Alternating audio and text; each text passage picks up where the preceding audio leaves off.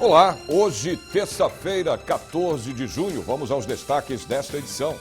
O Legislativo Paulista comemora os 70 anos do Secov. A Assembleia cria a Frente Parlamentar pelo fortalecimento da assistência social. A partir de agora, no Jornal da Assembleia.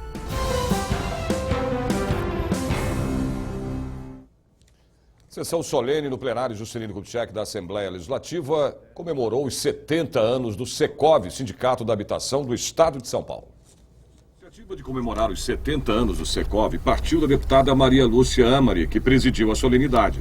Fundado em 1946, o sindicato atua pelo desenvolvimento do setor urbano e na busca de propostas que assegurem a oferta de habitação ao lado de parceiros públicos, corporativos e da grande mídia. O presidente do Secov, Flávio Amari, falou da importância do sindicato para a economia do Estado. É uma honra para mim estar presidente nesse período, comemorando, na verdade, todo um trabalho que foi feito por dezenas de pessoas, centenas de pessoas, vários ex-presidentes e quase todos eles aqui presentes hoje, num momento ímpar para todos nós, em que comemora tudo que a gente faz, tudo que a gente pensa em construção, não só na indústria imobiliária, mas na construção de uma cidade melhor, de um país melhor, de uma sociedade mais justa, enfim, em toda a contribuição social que uma entidade como o Secov, com 70 anos e maior da América Latina, com 80 mil empresas representadas, pôde fazer por toda a sociedade. Então é um momento de celebração para todos nós e nós aproveitamos agora para agradecer a deputada Maria Lúcia, que fez essa convocação, esse convite para todos nós. A atuação do sindicato é muito forte em questões como melhorar a oferta de moradia, trabalho, emprego, lazer e segurança. Hoje, mais de 100 mil empresas e condomínios são representados pelo Secov, resultado alcançado com trabalho e muita dedicação. O Secov é o Sindicato da Habitação, é quem ajudou os governos de vários partidos a desenhar o desenvolvimento das cidades paulistas, né, e prestou uma importante contribuição para que São Paulo pudesse hoje ter uma boa qualidade de vida em grande parte das suas cidades. É importantíssimo a gente homenagear as nossas instituições, o Brasil precisa disso. E no caso do Secov, comemorando 70 anos, uma instituição que já tem a sua marca na história e a sua relevância social, uma co-irmã, nós temos diversas parcerias com o Secov, e é o nosso sindicato habitação, um dos direitos básicos do cidadão que vem sendo instrumentalizado pelo Secov, de forma que hoje é um dia de comemoração pelos profissionais envolvidos e também pela sociedade.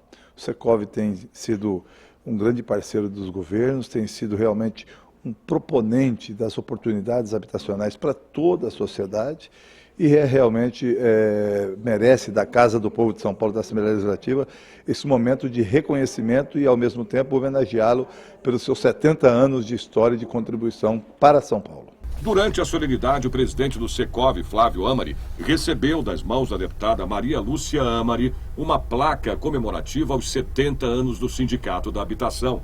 Então, um sindicato forte, representativo, hoje está na presidência o Flávio Amari, que é jovem, ele é bastante empreendedor e está dando um ritmo também bastante importante no sindicato. Eu acho que essas interlocuções, nós, o parlamentar, com os sindicatos e faz a ponte com a sociedade civil, é extremamente importante para discutirmos temas importantes do setor imobiliário. Orçamento 2017. A Comissão de Finanças, Orçamento e Planejamento da Assembleia Legislativa está ouvindo as demandas locais e debatendo com a sociedade paulista o orçamento do Estado para 2017. E terminou agora há pouco a audiência pública lá na cidade de Itapeva. Eu vou chamar o repórter Jorge Machado, que tem mais informações para a gente dessa reunião. Olá, Jorge. O deputado Edson Giriboni, do PV, presidiu a 12ª audiência pública do Orçamento 2017, aqui na 16ª Região Administrativa Cidade de Itapeva. Deputado, saúde, educação, desenvolvimento econômico foram as prioridades apontadas. Como é que o senhor avalia essa reunião?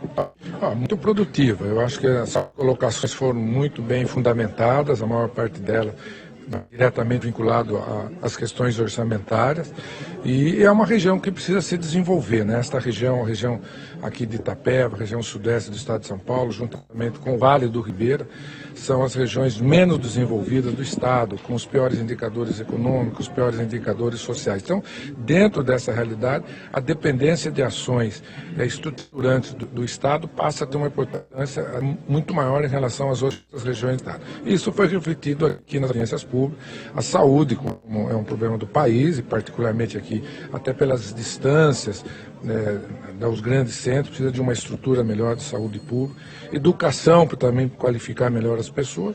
Infraestrutura também, estrada, eles se sentem muito isolados aqui, não é? Exatamente, a infraestrutura é importantíssima, algumas demandas importantes, como a conclusão de Apiaí, Ribeirão Branco e outras estradas. Aqui são muitas estradas vicinais que são intermunicipais, então fica uma dificuldade para a prefeitura manter, né, pelo alto custo, e é uma demanda grande junto ao orçamento do estado. Mas uma reunião muito boa, eu acho que algumas coisas aqui são com certeza contempladas no orçamento, tenho expectativa disso. Muito obrigado, deputado Jorge Machado, TV Assembleia SP.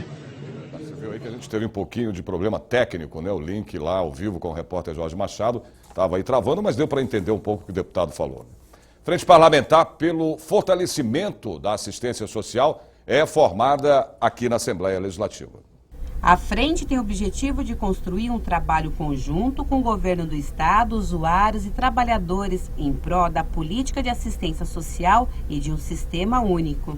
Muita gente está perdendo emprego, muita gente está precisando de ajuda. E estão recorrendo aonde? A assistência social dos municípios.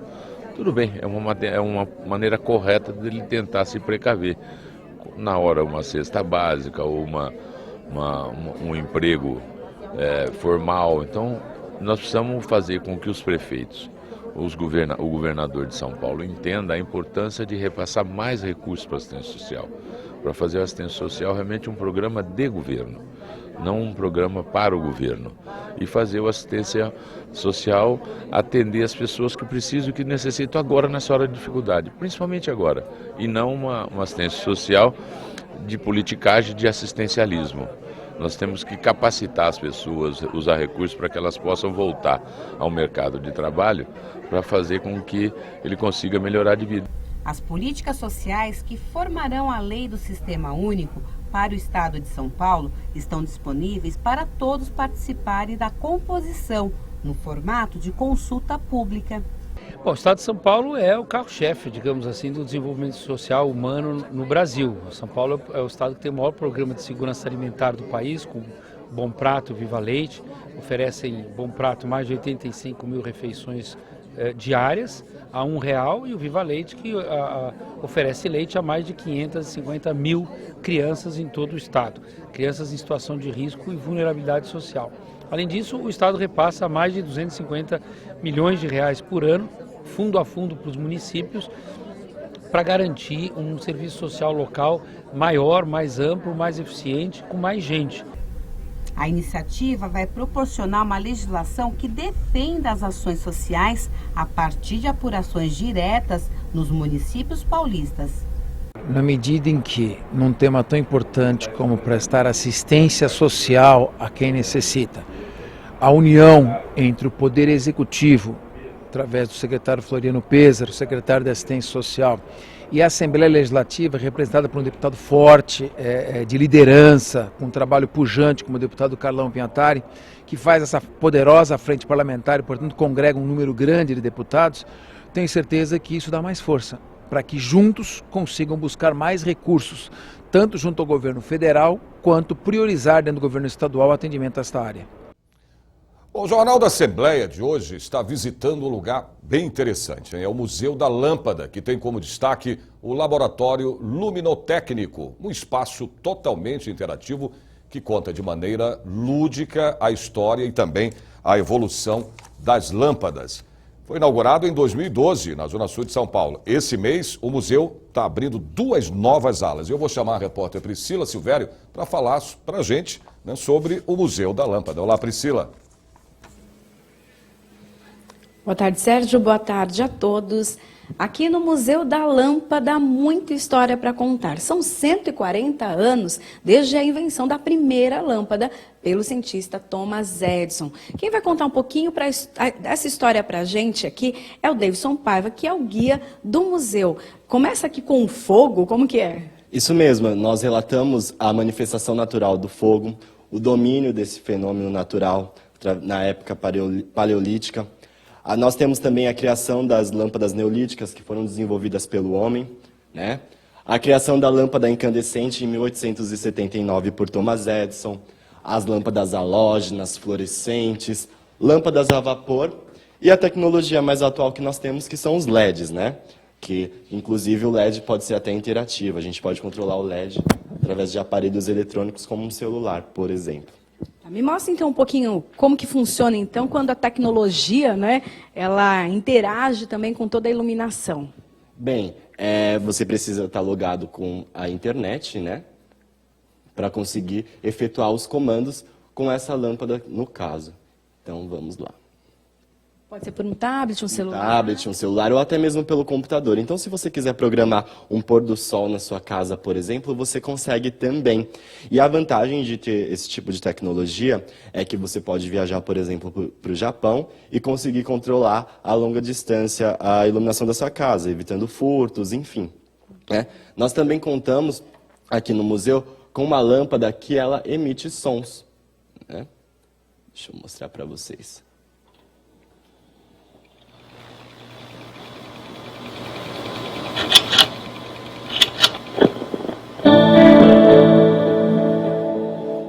Para dar um ambiente bacana na casa também. E é muito bacana e simples de utilizar. Você pode conectar o seu celular via Bluetooth com a própria lâmpada e a lâmpada emite sons de vídeos, de músicas, enfim, de toda a natureza. Então aqui dá para a gente mostrar também como funcionam, né, as lâmpadas, a diferença delas, luz negra. Essa aqui é uma caveira. Então assim, tem várias... né? E as informações também. Até aqui embaixo fala da temperatura da cor. Então, que iluminação é correta para cada ambiente. Bom, me passa então, Davidson, o endereço, os horários de funcionamento e como participar aqui. Certo. Para agendar uma visita no Museu da Lâmpada, é só acessar o site www.museudalampada.com.br, fazer um pequeno cadastro, solicitar o agendamento da visita e aguardar a confirmação via e-mail. Nós estamos localizados na Avenida João Pedro Cardoso, número 574, próximo ao aeroporto de Congonhas. E a entrada, 1 quilo de alimento. Isso mesmo, a entrada é 1 quilo de alimento não perecível, que são destinadas a instituições parceiras do museu.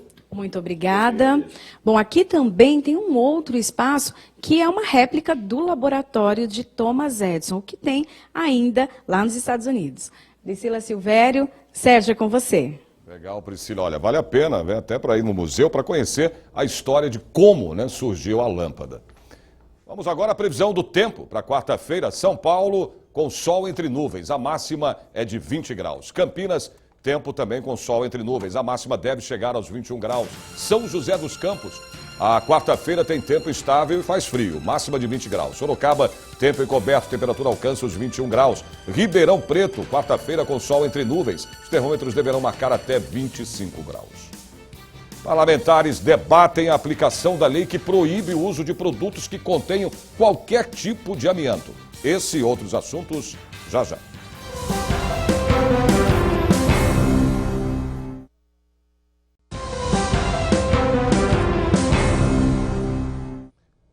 A audiência pública debate a aplicação da lei que proíbe o uso de produtos, materiais ou artefatos que contenham qualquer tipo de amianto. A Lei 12.684 de 2007 é de autoria do deputado Marcos Martins, do PT. A audiência pública reuniu especialistas em saúde, produtores e comerciantes, Ministério Público do Trabalho e trabalhadores. Extremamente importante, não só para a nossa lei, aprovada a nossa lei, né, a lei da Assembleia Legislativa aqui, 12.684, para avançar e também contribuir, como indicadora, também contribuir para outros estados, que já existem leis aprovadas proibindo o uso do amianto e outros estados que estão em andamento, sendo caminhado para ser aprovadas leis proibitivas, para que a gente avance no banimento do amianto a nível do país. Nesse momento é mais um passo no estado de São Paulo, porque amianto mata, não existe uso controlado. E nós não podemos aceitar nenhum argumento que seja o científico, que prova cientificamente no mundo pela Organização Mundial da Saúde, o Ministério da Saúde, Ministério do Estado da Saúde, que o amianto não tem controle, é cancerígeno e precisa ser banido da nossa vida no mundo. De acordo com a Secretaria de Estado da Saúde de São Paulo, o amianto provoca doenças como câncer de pulmão, de laringe e do aparelho digestivo e fibrose pulmonar. O senhor José Carlos, de 67 anos, descobriu que estava com câncer de pulmão há 20 anos. Ainda está em tratamento. De 87 a 93, eu trabalhei como mestre em todo o setor de matéria-prima. Todos os setores de sacaria que vinha das empresas, que era para nós fazer aglutinagem, né? Que eles revendiam aquilo e sempre vinha também com resíduos de amianto nos sacos que tinha que passar. E dali o britador, onde moía, era um pó muito violento que tinha ali, tá? No decantador era a mesma coisa, eu andava por todo o setor da fábrica como responsável e foi dali que eu acabei me contraindo a doença pulmonar. O Instituto Brasileiro de Crisotila defende o uso do amianto crisotila usado, por exemplo, em telhas. O posicionamento do Instituto é claro, pelo uso seguro do amianto crisotila. Esse uso seguro é possível e desde 1980, do início da década de 1980, nós não temos nenhum novo trabalhador que entrou na cadeia produtiva que tenha sido contaminado porque foram implementadas técnicas de segurança padrão internacional. De 2012 a 2015, a Vigilância Sanitária e os Centros de Referência em Saúde do Trabalhador inspecionaram 6.767 comércios de material de construção em 496 municípios paulistas. Interditaram mais de 160 mil produtos. Para o Ministério Público do Trabalho, é preciso fiscalizar toda a cadeia produtiva que envolve o amianto e não somente o trabalhador da indústria. A finalidade dessa reunião se ligou praticamente à comercialização e utilização de produtos que envolvem amianto e a consequência das empresas que desrespeitam essa lei. Ou seja, nós estamos querendo atingir toda a cadeia produtiva, dado o dano que o amianto gera à saúde do trabalhador. Então, comumente, isso é olhado apenas sob o ângulo do trabalhador que trabalha na indústria, por exemplo, na construção civil. Mas nós estamos preocupados com a saúde do trabalhador, inclusive que trabalha nos depósitos que vendem esses produtos, por exemplo, depósitos de material de construção. Ou seja, a ideia é proteger a saúde no seu sentido pleno e integral. O Instituto do Legislativo Paulista promove um ciclo de palestras para os profissionais que vão trabalhar nas eleições este ano. São da área eleitoral que mostram principalmente o que muda com a reforma feita no ano passado. Olhos atentos para aprender um pouco mais sobre alguns abusos do poder, tanto político quanto eleitoral. Sejam eles do poder econômico, do poder político e o que será tema de uma aula futura, que é o dos meios de comunicações sociais, têm sido os grandes vilões dos eleitos. Por quê? Dos dados que nós temos, as candidaturas que vencem as eleições têm os seus registros ou seus diplomas cassados posteriormente, e na sua grande maioria, ou em quase na totalidade dos casos práticos, são por meio desses três abusos, que de forma genérica abrangem quase todos os ilícitos que podem haver numa eleição, ou alguns outros ilícitos que podem levar à cassação do diploma, tal qual a captação ilícita do sufrágio, podem também estar acumulados com algum desses abusos. Então nós temos ele como um pano de fundo do grande vetor aí de ações de cassação de mandatos eletivos, de diplomas e de registro de candidatura no período pós-eleitoral. Por isso da importância prática aí da discussão desse tema. Uma verdadeira aula para que os assessores, jornalistas e advogados cheguem mais preparados para os trabalhos da campanha, que este ano começa no dia 16 de agosto. Me esclareceu sobre muitos pontos da nova legislação. Nós estamos todos perdidos com essa eleição, não sabemos nem por onde começar, estamos cheios de dúvidas. E o doutor Alexandre foi excelente, amei a palestra, viu? Gostei muito, me acrescentou muito profissionalmente e na questão acadêmica, na questão da legislação, me atualizou demais. A reforma eleitoral 2015 provocou importantes mudanças nas regras para as eleições deste ano. Por isso, o Instituto do Legislativo Paulista promove este ciclo de palestras. São 25 especialistas na área eleitoral que explicam o que muda, o que não muda e ainda tiram dúvidas dos participantes. A Liliane, que veio de Campinas, não perdeu tempo. Assistiu às 2 palestras programadas para o dia e ainda quer mais. Eu vou trabalhar daqui a alguns meses ajudando na campanha eleitoral. Vim através de um convite conhecer um pouco das palestras, conhecer um pouco também do assunto, porque é um assunto que interessa muito hoje em dia, campanha eleitoral, e isso também para aproveitar e aprofundar mais também o conhecimento na questão eleitoral. São temas como crimes eleitorais, marketing eleitoral, ações, recursos e prestação de contas. Essas eleições vão requerer muito planejamento, estudo das regras previamente, para que a hora que as campanhas começarem, aquele conhecimento do que pode e do que não pode comprometer uma campanha já esteja assimilado por todos. E é importantíssimo que os candidatos saibam dessas regras. Bom, mais previsão do tempo para amanhã em outras cidades do interior e também do litoral do estado. Santos com sol entre nuvens. A máxima chega aos 24 graus. São José do Rio Preto, a quarta-feira, terá tempo encoberto. Máxima prevista de 25 graus. Mogi das Cruzes, com tempo nublado. A temperatura deve chegar aos 21 graus.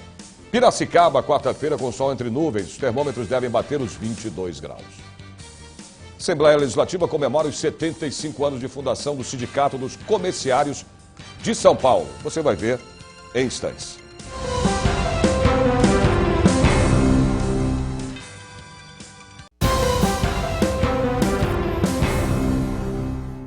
A sessão solene comemorou no plenário Juscelino Kubitschek da Assembleia Legislativa os 75 anos de fundação do Sindicato dos Comerciários de São Paulo.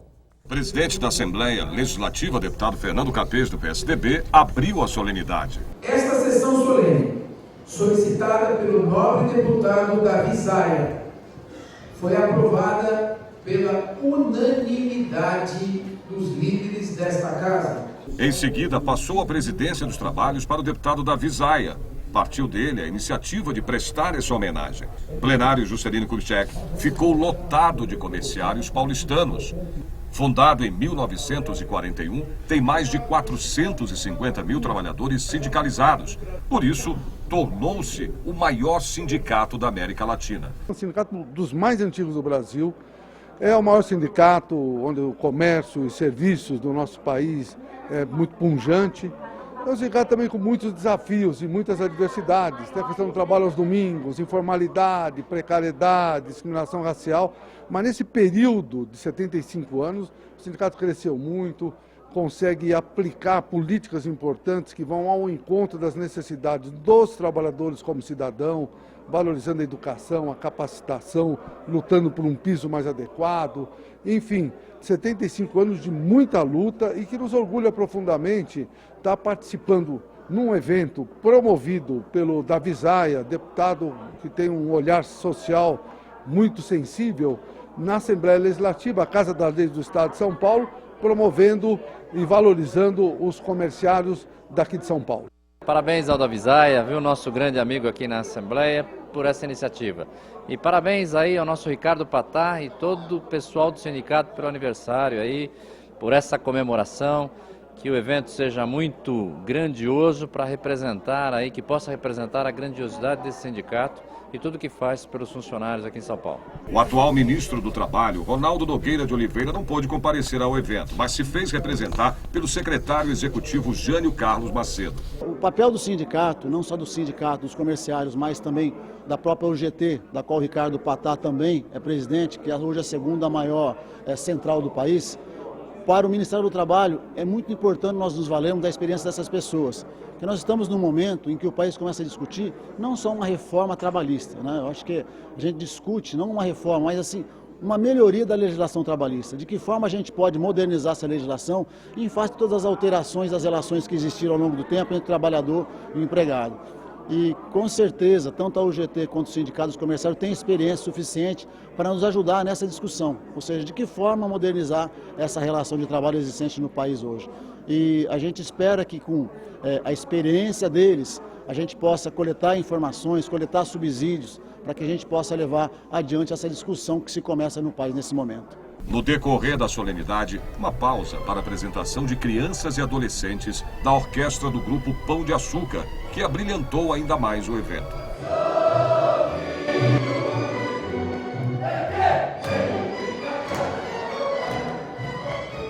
Logo após a apresentação, houve a entrega da placa comemorativa ao presidente do sindicato, Ricardo Patá, representando todos os comerciários de São Paulo.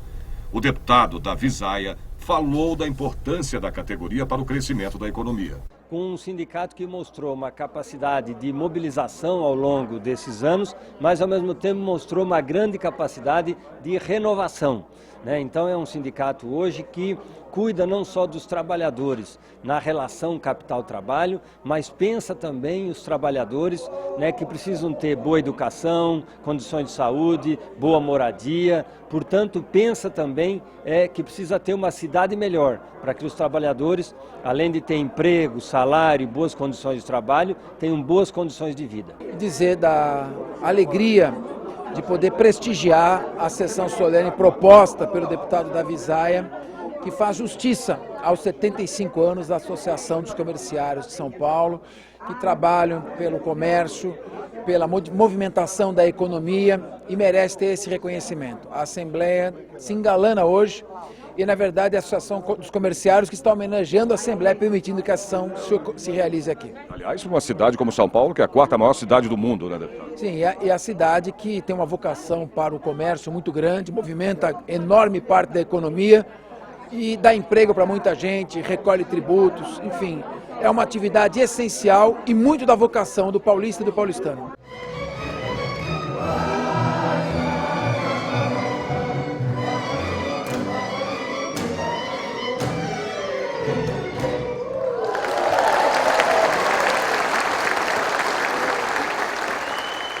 Os meninos deram um show, hein, lá na sessão solene.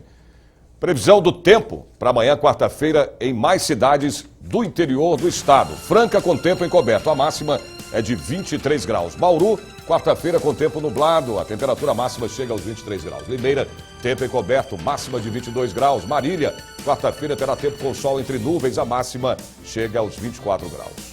Por hoje é só, o Jornal da Assembleia termina aqui, mas você pode acompanhar toda a programação da TV Assembleia SP através do portal, que é o al.sp.gov.br. A gente se vê de novo amanhã, a partir do meio-dia. Até lá!